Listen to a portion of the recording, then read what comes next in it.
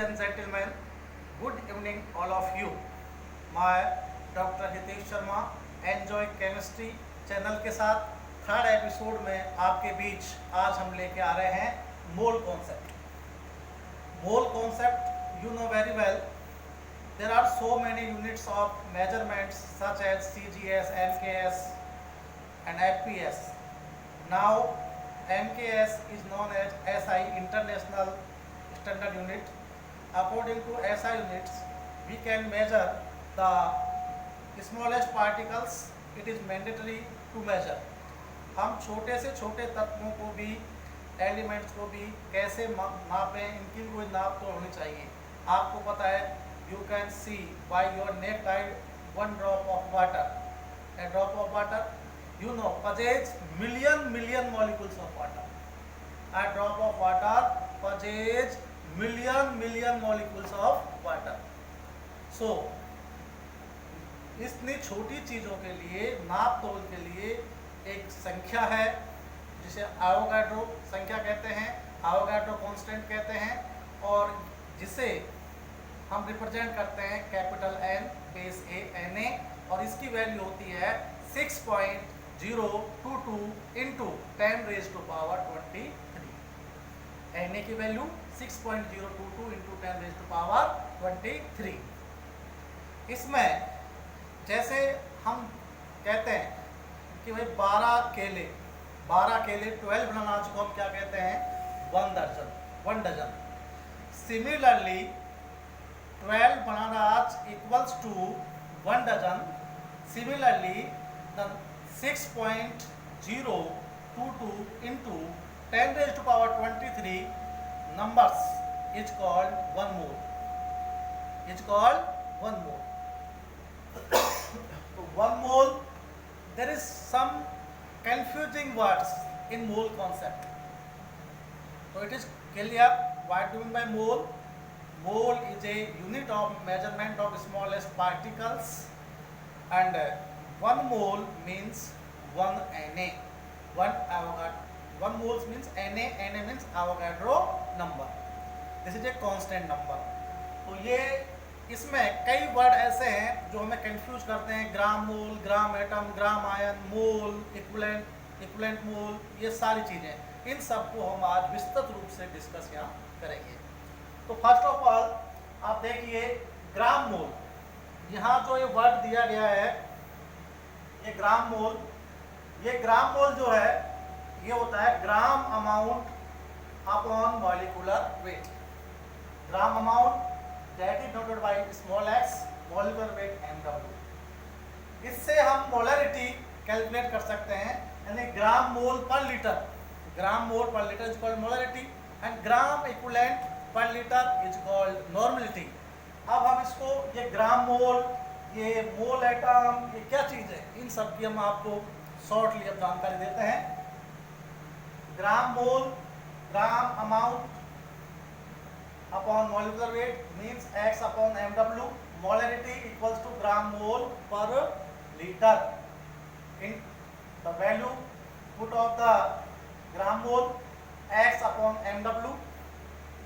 Now we converted liter into ml. So x into 1000 upon molecular weight into volume in milliliter equals to capital M molarity. 1 mole atom equals to n atoms. 1 mole atoms equals to n atom. अब यहाँ atom की जगह आप ion ले सकते हैं, molecule ले सकते हैं.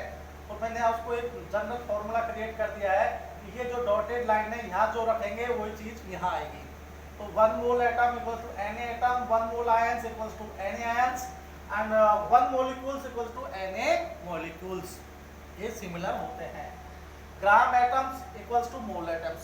ग्राम एटम्स इसके बराबर होते हैं मोल एटम्स के, यानी कि यहाँ एटम की जगह ग्राम मोलिक्यूल लिख दो, मोल मोलिक्यूल, ग्राम आयंस, मोल आयंस. ये एक फॉर्मूला है. ग्राम मोल इक्वल्स टू, इसको हम मोल भी कर सकते हैं. ग्राम मोल किसके इक्वल है, मोल के. और ग्राम इक्विवेलेंट को हम क्या कह सकते हैं, ये किसके इक्वल है, इक्विवेलेंट के इक्वल है. ग्राम इक्विवेलेंट को इक्विवेलेंट भी बोल सकते हैं. अब सिमिलरली यहाँ मॉलिक्यूलर वेट से इक्विवेलेंट वेट कैसे बनाया जाता है, तो मॉलिक्यूलर वेट में वैलेंसी फैक्टर से हम डिवाइड कर देते हैं। वैलेंसी फैक्टर क्या होता है? नंबर ऑफ ट्रांसफर इलेक्ट्रॉन्स और वैलेंसी और बेसिसिटी और एसिडिटी हम इसको कह सकते हैं। तो इक्विवेलेंट वेट निकालना है तो मॉलिक्यूलर वेट में वैलेंसी फैक्टर का भाग लगा देंगे तो क्या आ जाएगा? Equivalent weight. तो gram equivalent equals to gram amount, given amount in gram upon equivalent weight. तो gram equivalent per litre is called normality, in ml milliliter normality equals to x into 1000 upon equivalent weight into volume in milliliter। तो weight of one atom, एक atom का हमें wait निकालना है तो क्या आएगा? x by Na। क्या होगा? x by Na और 1 upon Na। यदि एक में हम एवोगाड्रो नंबर को भाग लगाएं तो ये आता है 1.66 into 10 raise to power minus 24। कितना आता है? 1.66 into 10 raise to power minus 24 और ये इक्वल होता है किसके? मास ऑफ प्रोटॉन के। किसके इक्वल होता है? मास ऑफ प्रोटॉन के। तो 1 AMU 1 atomic mass unit equals to 1 by Na और Na बराबर क्या होता है? 6.022 इंटू 10 रेज़ टू पावर 23। तो ये क्या है? मोल कॉन्सेप्ट के इंट्रोडक्टरी वर्ड है। अब आगे जो चीज आती है कि आपको मोल निकालने हैं। क्या निकालना है? मोल। तो मोल निकालने हैं तो उनको कैसे कैलकुलेट करेंगे? ये क्लियर है आपके पास?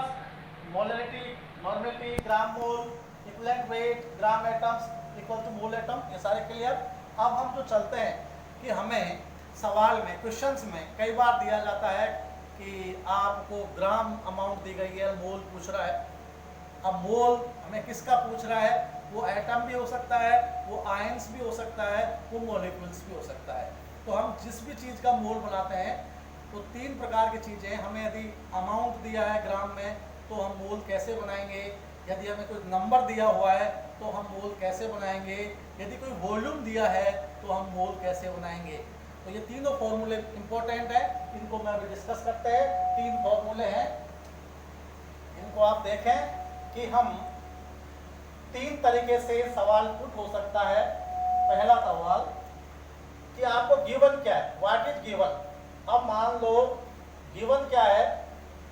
आपको ग्राम अमाउंट दी गई है। क्या दी गई है? Gram amount. तो अब आप मोल कैसे बनाएंगे? तो ग्राम अमाउंट में क्या करेंगे? आप भाग लगाएंगे मॉलिक्यूलर वेट ऑब्लिक आयनिक वेट ऑब्लिक एटॉमिक वेट। यदि आपको मॉलिक्यूलर, किसी मॉलिक्यूल की मात्रा ग्राम में दी गई है, उसकी अमाउंट ग्राम में दी गई है तो ग्राम अपॉन मॉलिक्यूलर वेट आएगा। यदि आपको किसी आयन का ग्राम दिया गया है तो क्या आएगा? ग्राम अमाउंट यानी x बाई आयनिक वेट। और यदि एटम आपको दिया गया है, एटम की मात्रा ग्राम में दी गई है तो एटॉमिक वेट आएगा। इसको हम सिमिलरली ऐसे ही मान सकते हैं x upon mw oblique iw oblique aw। तो ये क्या है?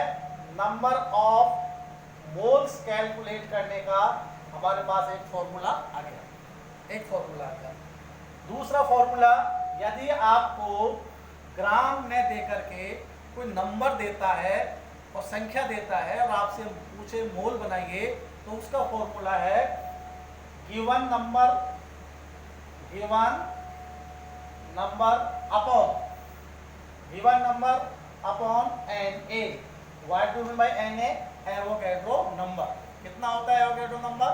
6.02 into 10 raise to power 23।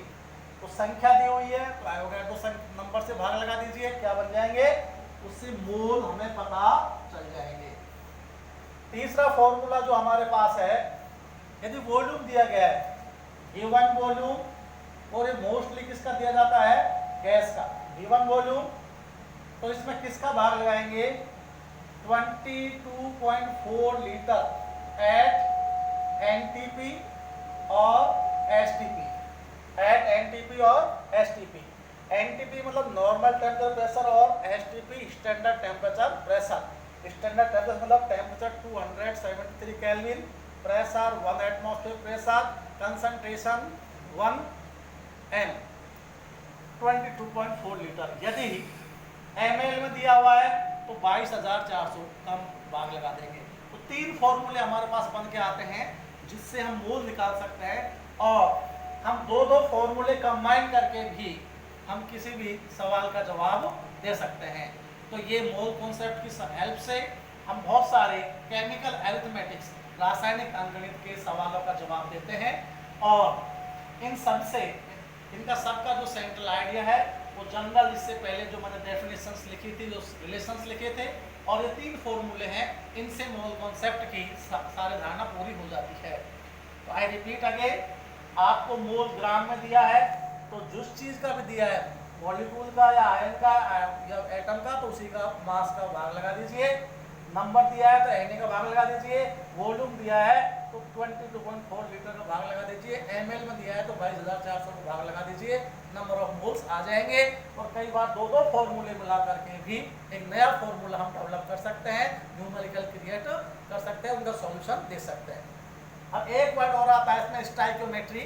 Stoichiometry से हमारा मीनिंग है, जब कोई भी 10th में हमने रिएक्शन बैलेंस किया तो बैलेंसिंग के दौरान जो संख्या सूटेबल नंबर हम जो मल्टीप्लाई करते हैं फॉर्मूले के साथ सामने, वही क्या होती है, उसकी स्टाइकियोमेट्री होती है। फॉर द एग्जांपल, जैसे N2 प्लस H2, और इस रिएक्शन से क्या बना, अमोनिया बना NH3। अब इसको हम बैलेंस करते हैं तो यहाँ जो संख्या लिखी है हमने 2NH3, यहाँ लिखा हमने 3H2, तो ये 3 और 2 ये क्या है, रिएक्शन की जो संख्या है, स्टाइकियोमेट्री है। क्या है, स्टाइकियोमेट्री। और इस तरह से हम मोल कॉन्सेप्ट के बहुत सारे न्यूमेरिकल्स कर सकते हैं। और आप देखते रहिए एंजॉय केमिस्ट्री, हमारे YouTube चैनल पर सब्सक्राइब करते रहिए, शेयर करते रहिए, लाइक करते रहिए, और बेहतर, इससे बेहतर आगे हम नए कॉन्सेप्ट के साथ फिर आपकी सेवा में हाजिर होंगे। थैंक यू, नमस्कार।